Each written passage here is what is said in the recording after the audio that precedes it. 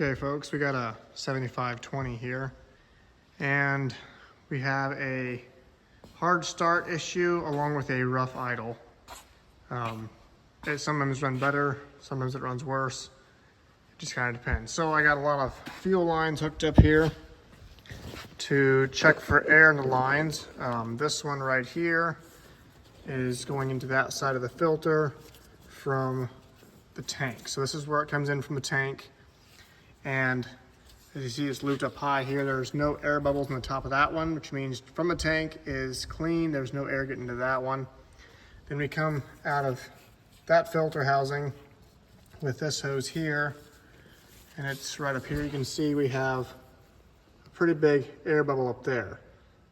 It is definitely sucking air. You can see air is shooting through that one. Then it goes back down through this line down to the pump, the electric pump, and comes back up this one. And then in this line here, it actually bypasses and goes back to the return over here. I don't understand all that, but it does. And then this line here also has some air in it. And it would go over here to this second filter. And at this point, because I didn't start it yet, we haven't ran it through the next one. So what I did with this next one, because I couldn't get a hose fitting to it, I just got the right size hose and I put it over that fitting there. And then with those O-rings behind it, I put 2 O-rings in there and just put the hose clamp over top of that. And there's pressure on this side, not vacuum, so it shouldn't be a problem, and so far I haven't seen any leaks.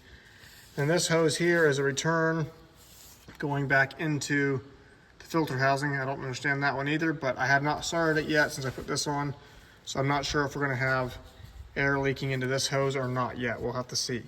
So I'm going to go ahead and start it and see once what some of these air pockets do, and yeah, we'll just find out.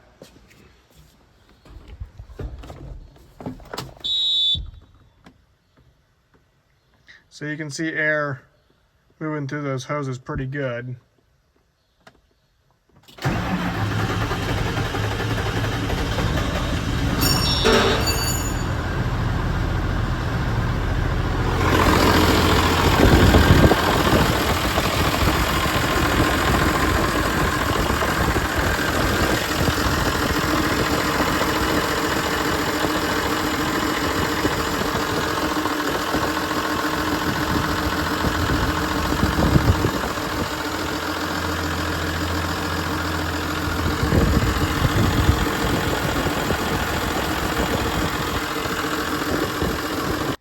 Okay, so apparently this does not flow much fuel at all, but we can see air collecting back up in those pretty strongly.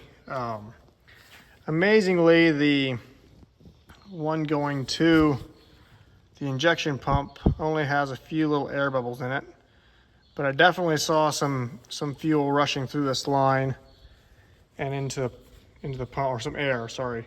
You can see some big air bubbles going through there every now and then, which is most likely causing our problem. We're getting air in the pump. So it seems like it's happening in this filter. So we're going to take this apart and possibly just change filter. That often fixes this.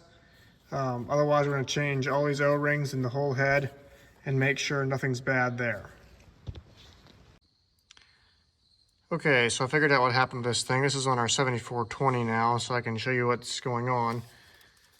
This is a fuel line that comes from the pump right here, and it goes up to this filter, the secondary filter. So it comes through the first filter, goes to the pump, then comes up to the second filter. And there's a bypass line here going back to the return hose, which goes back to the tank. And somebody on that 7520, they replaced the fuel tank and they put all new lines in everywhere. And there's a splice right here. Well, you don't need a splice in a new fuel line, so they just left it out. But what they didn't know, this splice has a very small orifice in it, or a small hole, to restrict fuel flow. Only a small amount of fuel can go back. So it can relieve pressure here, but yet most of the fuel has to go through this filter and onto the pump. And they had not put that back in. And it shouldn't have been that hard for me to find that if I just known it was there, or wasn't there, I should say. So in the end, because they didn't have that in there, they ended up with an injection pump that failed because the pump inside there had blown the seals in it trying to suck fuel for so long. And so I ended up having to change the injection pump. And oddly enough, I put a new injection pump on it, and that one failed immediately. And so I sent that back, and yeah, they said it's no good. It wouldn't pump any pressure. So they sent me another one, and that one finally worked. So I spent a lot of time on that tractor for just because this here was the problem. Somebody had removed that and didn't put it back in. So if you're having a hard start issue, or it's maybe seems like it's low on power, check to make sure you have this splice, this orifice inside this fuel line coming from this filter line to the return line. And that, if that's not there, it will be an expensive fix down the road if you didn't put that in.